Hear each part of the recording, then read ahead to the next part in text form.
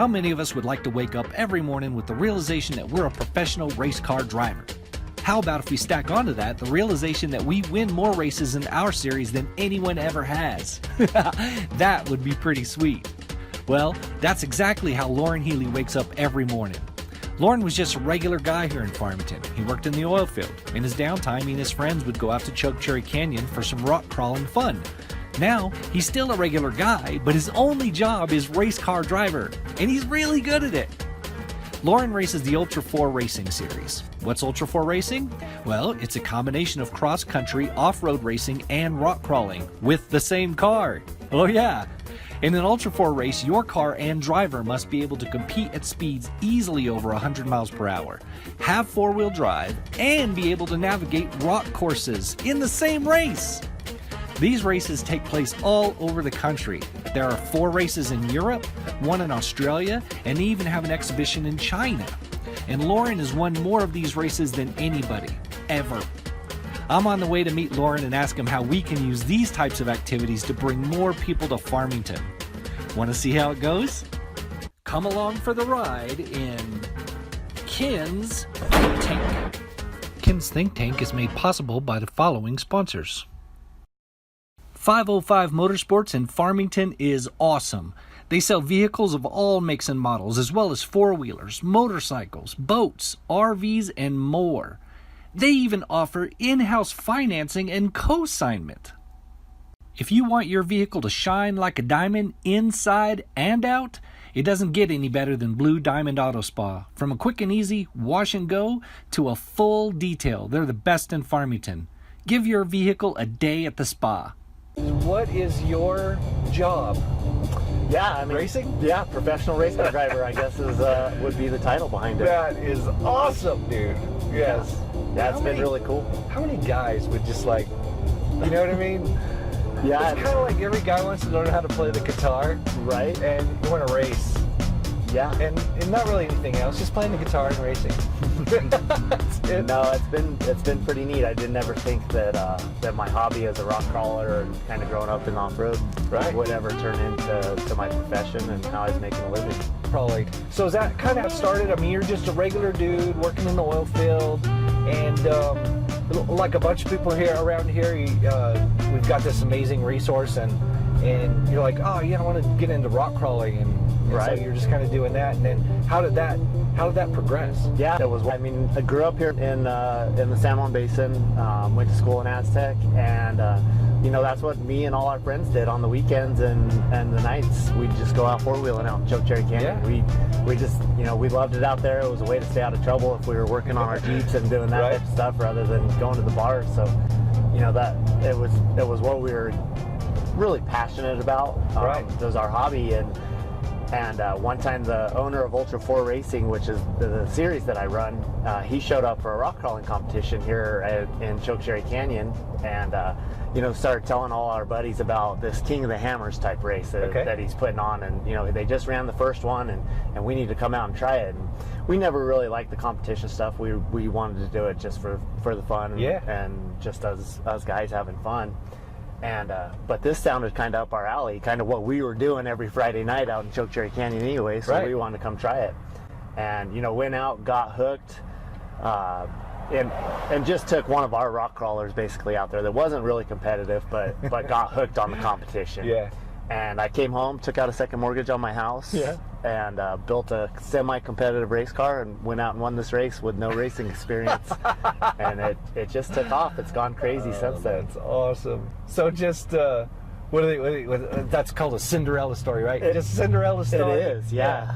Definitely. Just showed up. Oh yeah, by the way, I won. Yeah. That's about how it went. You know, we'd borrowed camper trailers, borrowed trailers to haul our stuff out there. Wow. I mean, no racing against the big guys, and got lucky and won. So that's how you got started, and now you are the winningest racer of all time in Ultra 4. Yeah. Over the last 8 or 10 years that we've been doing it, we've won more than anybody else out there. It's really taken off, and we've done really well with it. What does that do to your brain? I mean, it's still. I mean, you still wake up in the morning and you're like, really? You know, I get to go be a race car driver for a living. I mean, it's definitely super cool, and just grateful for the opportunities that came up. So Ultra 4 is a race series or circuit. Is that it is kind of like NASCAR is a? Yep, exactly. And it's off-road racing, and it takes a mix of like desert racing, what people would do down in Baja, or score best in the desert, and it mixes it with the rock crawling competition. So not only do we have to go 120, 130 out in the desert, we have to stop, have four-wheel drive, and be able to rock crawl too. And that's where I had a huge advantage. Is that's what we were doing every weekend was rock crawling. Yeah, so that usually trips people up. It does, yeah. You get these really big name trophy truck drivers that come in, Robbie Gordon, Rob McCachran. They come out and want to try to race against us at the King of the Hammers, but they can't figure out the rocks. We're picking lines 4 or 5 obstacles out, and those guys are stuck on the obstacle that's in front of them, and they can't figure it out. They've got huge budgets and great cars and great teams, and they just can't figure out the rocks. It's pretty funny. Wow.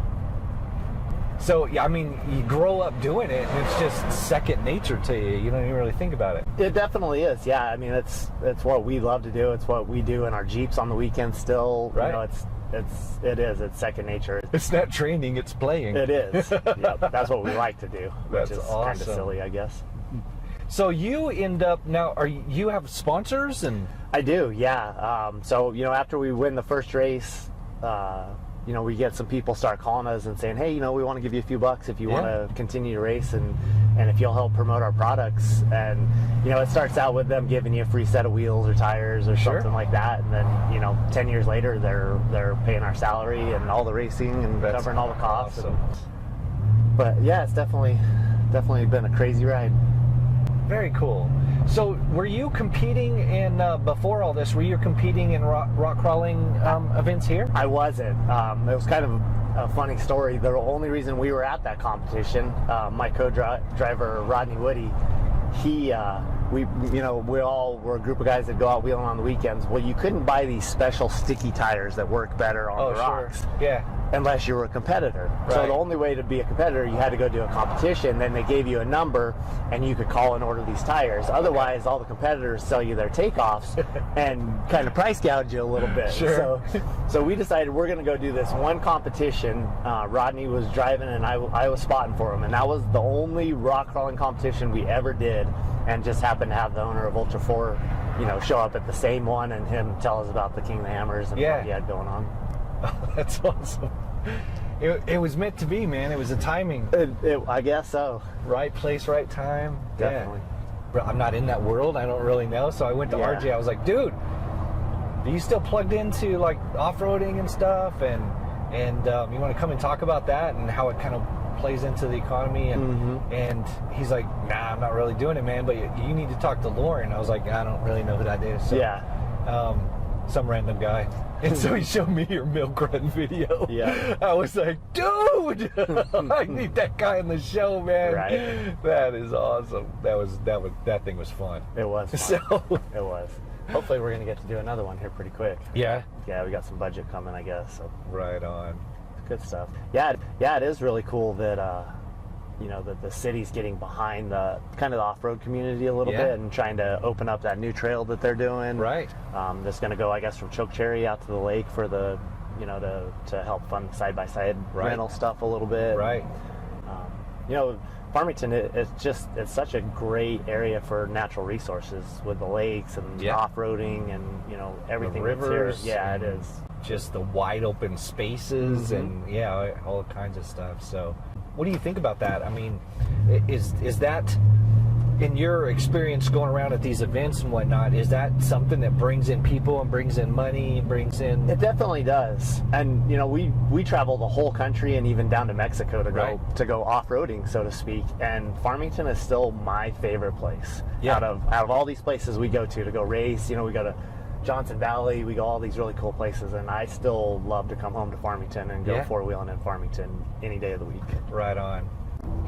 We've got the rock crawling event, and is that's tied into a national thing? It is. So there's a series called We Rock that travels around the country. In fact, they just had an event in Utah last weekend, and so they build up to a championship. event, which is held here in Farmington, and it's been so great that the BLM has went and worked with them and got them back, because they didn't come here for 4 or 5 years, you know, because it was a little bit of a struggle, and you know, the BLM here in Farmington really worked to make that event come back to Farmington and make the rock crawlers feel welcome here, because, you know, for a little while it was a little bit of a struggle. Right. And so that's a once a year thing? That's a once a year thing right now. Yep, and it's usually in September or October out there at Brown Springs out in Chokecherry Canyon. Now, are there other kind of like regional events that happen more often that tie into that? There are. I think they have between 6 and 8 events throughout the year, east and west coast, that they go to, and that all their points build up to a championship event out here in Chokecherry Canyon. Very cool. And I don't know if you've been out there to Brown Springs lately, but no. The BLM actually went out and built a campground out there with you know, RV camping spots and dry camping out there that they've really, you know, have cleaned it up and made it really nice out there. That's really cool. Would you see the possibility of any kind of like racing events coming here? They have talked about it a little bit. Even if it's just something that builds to something else bigger, but there would be something here. And so we go off and do about 8 races a year that are the same type of thing. They're about a regional event that, you know, that about 100 racers will show up. It would be a challenge to do that out in Chokecherry Canyon, because it's not a huge open public land, and there's so many road crossings that trying to shut all that down to race. And with the oil field use out there and stuff, they're not going to let you shut it down. It would be really, really hard to do it in Chokecherry Canyon. I know they have talked about it, and there's potential that, you know, maybe they could do it somewhere else in San Juan County. But it would be a tough event for us to do with the amount of racers that come to our events, and I mean, I'm sure they could make it happen, but it's just, you know, somebody would have to put the time and work into it. So how many racers are we talking about? Like what's a typical race for? How many racers? We usually get 100. King of the Hammers, which is our biggest one, that you could call that almost our championship, and it's or comparable to like the Daytona 500. So we have our biggest event of the year in February, which kicks off the race season for us.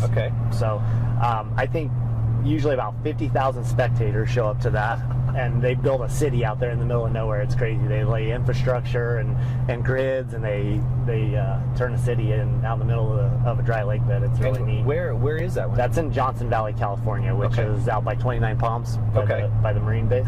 And it's on a lake bed. It's on a dry lake bed, and then we race up through the mountains and out through the desert. And and we usually, there's usually about 120 to 150 in our class, and then they race dirt bikes, they race limited class, and then they race UTV as well. And I actually heard that they're going to do a desert race out there, so hopefully all the trophy trucks will show up this year too. So probably 500-ish actual racers come up to race different days throughout the week. Are there things like maybe feeder circuits, you know what I mean? Like smaller type circuits that you kind of grow up in that, and then you move into something like Ultra 4? There definitely is, and that's where you want to get your feet wet, you know, if you're wanting to try. They call them Dirt Riot races, and We Rock, who actually puts on the rock crawling events, puts on those Dirt Riot races too.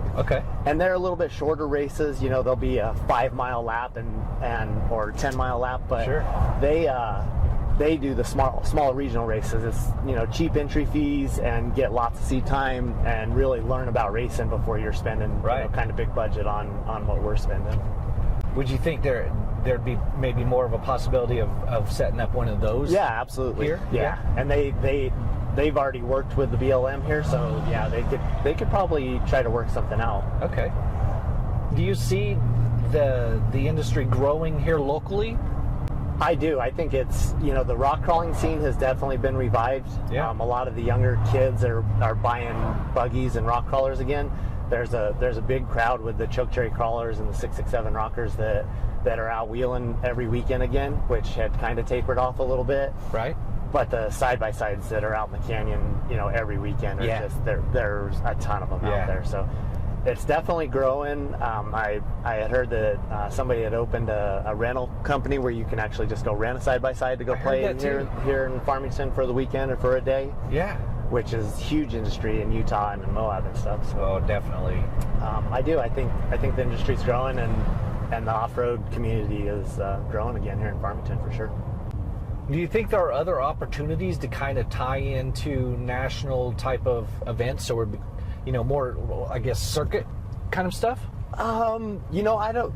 They used to do some motorcycle races and that type of stuff out at the Bluffs. Yeah. I think that they could do some more of those type of events as well. Okay. But yeah, as far as the rock crawling events, I think that you could do more of those through the year. You know, not necessarily just a one-time event per year. That there could be more of those type of events. There's been some events that really take off where you get that recreational enthusiast that will come. Like they do like Jeepers Jamboree. They do those in Utah. They do those out on the Rubicon. They do those all over the country. And you'll get 500 Jeeps that'll show up on a weekend that an organizer will come and lead them through the trails and do that type of stuff. And I know some of the local rock crawling clubs have tried to do some smaller scale stuff like that, but that might be a cool opportunity. Okay. That you get more of those enthusiasts, not actually competitors. Sure. Yeah. But yeah, like a big club, and they're kind of hitting each spot. They want to hit this place and then go on to Moab, and then exactly. And they need local trail leaders to come and show them the way, because you just show up here in the Glade and they don't necessarily know where to go or what the capabilities of their vehicle are or that type of stuff.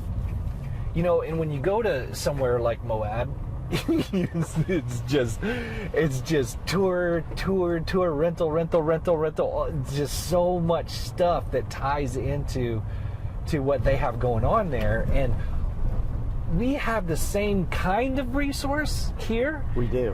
It's a different, so it looks different. Right. So it would be, we wouldn't necessarily compete with Moab, but we would be another option. Like, you can go there and you can do those really cool, super cool, big sandstone features and everything, and then you can come here and do these arroyos and just all this really cool things that we have here. Yeah, for sure. It could definitely be a destination on your way to Moab, or on your way up to the San Juan Mountains, up to Silverton or Ouray or that type of place. Right. And we do see that, on the big Jamboree weekends, where we'll get a group of people that will show up here and want to go four-wheeling in Farmington on their way to Moab. So we're driving up the Glade right now, because I can't have you in the truck and not hit a dirt road, right? And so, but I know you're not behind the wheel, so if I get to going too fast, then just let me know. All right. And I'll try to slow it down a little bit. If you break 100, I might start telling you to slow down. I am not breaking 100. Man. Cool. So any advice for somebody looking to maybe break into the scene, in either rock crawling or racing, or I don't recommend taking the route that we did with a second mortgage on our house, and that's never that was a risky move. That was a risky move. I was young and still had time to fall on my face, I guess. Sure. Oops. Nope. Probably shouldn't do that. But get out and have fun. Get off the couch, get out in the mountains, or out in the canyon or somewhere, and go see if it's something that you like and that you're passionate about. Right. Even if it isn't a stock Jeep or something like that, and just get out on the dirt, have fun. There are feeder classes, like we've talked about, and feeder series that you can go and race for a couple $100 and take your stock Jeep and go have fun with it. Yeah. As long as you have the safety equipment, they'll let you go race. So there are definitely places to start and go start learning, and that's really the way to do it. You don't want to try to go out to one of our huge races and compete in the unlimited class right out of the gate. Yeah. UTVs seem to be a little more achievable for a lot of people. So are there any UTV kind of competition type things in the area? Oh yeah, all of the UTV races or all the events that we do, there's UTV races at. So like they're racing up in Colorado Springs at a feeder type Ultra 4 event, so a We Rock Dirt Ride event. They're racing up there next weekend. They usually do races up in Cortez. There's lots of places to go race UTVs at small events, and you just can't beat one. You can go buy a very competitive UTV for $20,000, and you're gonna have to work on it a little bit, but you can put some safety equipment in the cage and buy a helmet and go race it. So, and then you can also use it on the weekends and stick your family in it and go have fun. So. You don't see the NASCAR guys doing that. No, you don't see me doing that with my race car either. No. Our race cars are too temperamental and too expensive to work on motors and stuff.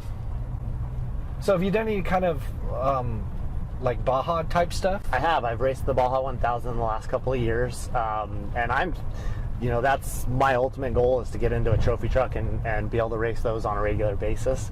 So I've been working with other teams that have allowed me to come and drive their race trucks.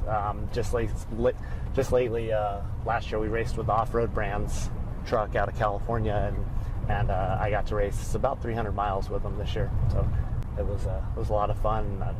I'm hooked on it. I love Baja. I love racing in Mexico. It's really neat. And our series is actually growing down to Mexico as well. So one of our events will be down in San Felipe next year. Very cool. So what's up next for you? You mentioned you were traveling next week, right? Yeah. We were in Oklahoma 2 weeks ago. We just won. We just won the Ultra 4 race in Oklahoma 2 weeks ago. And then we're leaving to Kentucky for the next Ultra 4 race. And those are the East Coast races. Those are kind of woods racing, muddy, real tight and technical courses. So those are a lot of fun. Not the big wide open desert that I'm used to. And then we come home from that. We got a couple weeks, and then we go up to the Rubicon for Jeepers Jamboree, which is an enthusiast event. We'll take our Jeep that we built, that we've got kind of similar to an Ultra 4 car. We got it up on 40-inch tires and that type of stuff, and then we'll go straight from the Rubicon down to our next desert race in Ridgecrest, California. So that's just busy. Home for a couple weeks after that, and then up to Crandon, Wisconsin, which will be the first time racing up in Crandon for me, and I'm just really excited about that. That's probably the most iconic short course off-road race in the world, really. So we'll be racing up there for the Triple Crown Championship, which I'm sitting second in the points right now. So hopefully we can go give Jason Shearer a run for his money on the Triple Crown Championship. Nice. Just it's lots of racing, lots of fun. Doing a lot of events, and lots of traveling. So when you were a kid, did you ever think that this is what you'd be doing as? Oh no, I mean never would have dreamed of being a professional race car driver, so to speak. I mean, astronaut, sure. I mean, right, that's astronaut, achievable, right? But doctor, dentist, vet. I mean, those are the things that most kids but now my kids all say they want to be race car drivers. So I don't know. Well, when your dad's a race car driver, it's kind of tough to not think, go that route. Sure, I want to be an accountant. That sounds like so much fun. Right. Yeah. And even, just up till a couple years ago, I was working a full-time oil field job and racing full-time as well. And it was definitely tough trying to do both of them at the same time. But it's been a cool jump, a little risky for my wife. She thought I was crazy when I told her I was going to quit my job and we were going to survive on race car money, but it's going well so far. And I'm happy now. And they get to do a ton of cool stuff. Of course, We were just out in Nashville for CMA Fest. They get to travel, go up to the Rubicon for Jeepers Jamboree up in California. I try to take them to as many races and events as we can. So it's fun for the family, and the oil field will always be here, and I'm sure I can always go back to work if I have to. Hopefully I don't, though.